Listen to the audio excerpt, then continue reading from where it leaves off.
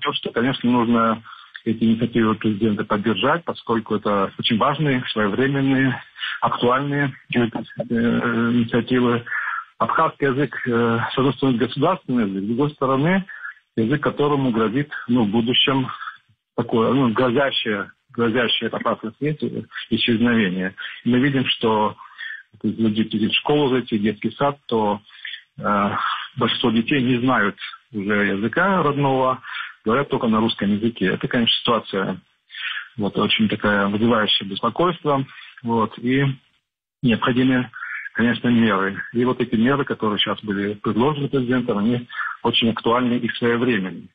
Но это, конечно, многоаспектная проблема. Одно дело, конечно, курсы для взрослых, для служащих государственных. Это очень важно. Для депутатов парламента мне тоже, кажется, нужно, чтобы по закону они обязаны по закону абхазском языке обязаны на абхазском языке вести дискуссии, но этого не получается. Бесплатные курсы абхазского языка тоже очень важны для взрослых.